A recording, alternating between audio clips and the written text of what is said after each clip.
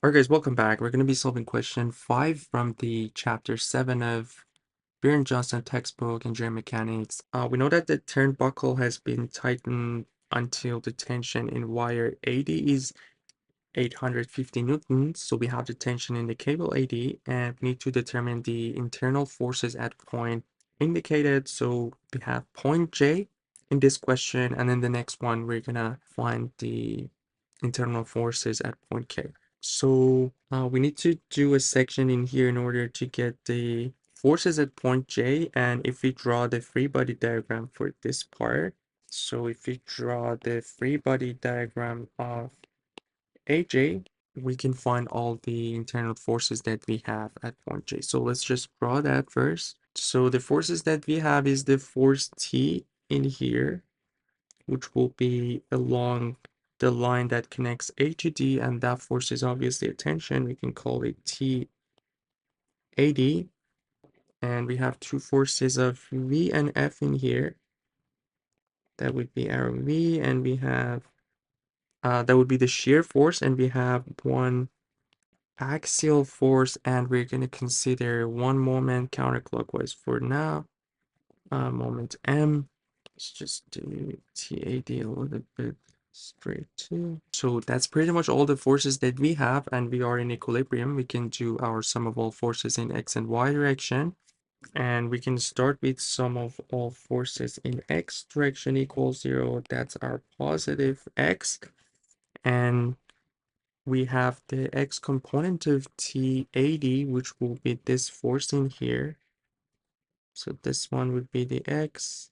And we have the Y component, which is this one. And for finding that, we need to figure out some angles. And the way we're going to figure that out is that we have this right triangle in here, which will be 160 millimeter.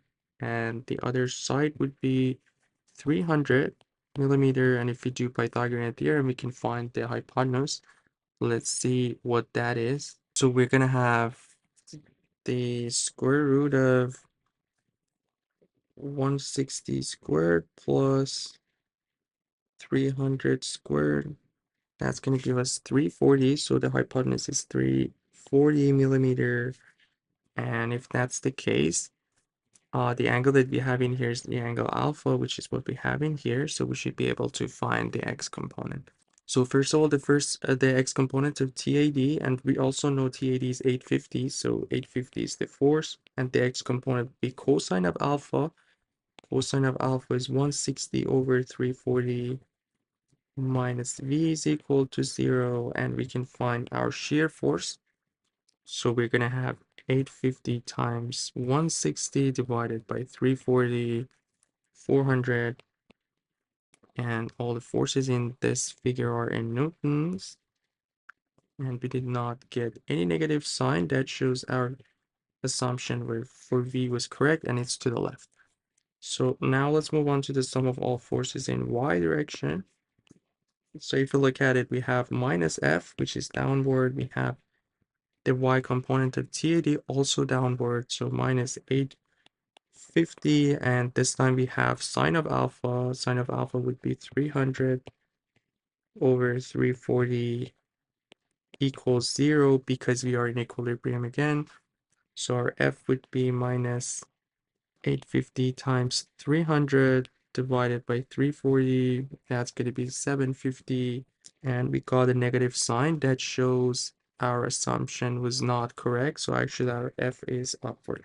So that was our axial force. And the last one is the moment.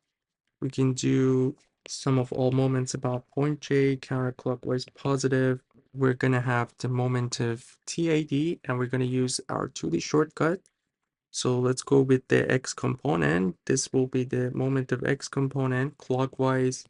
So we have negative 850, that would be the X component. So 160 over 340.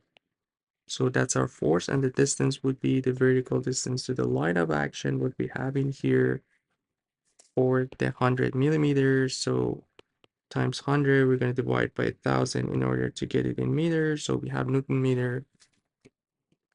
And we also have the moment of the Y component. this is also clockwise, so another negative moment. 850, we have the y component, which is what we had in here.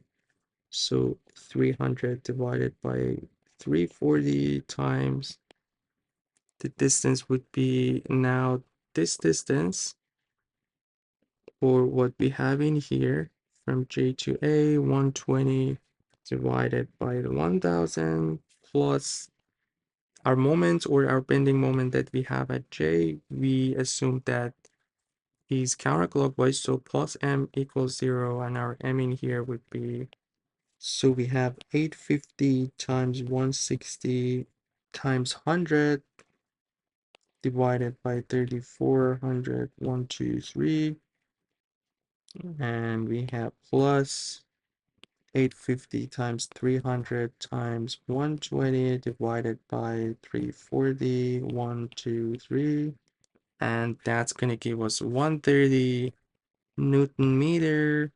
And we did not get any negative sign that shows that the moment was counterclockwise. And that would be the final answer for this question. Hope everything was clear. Let me know if you guys have. And you guys take care. I'll see you in the next one.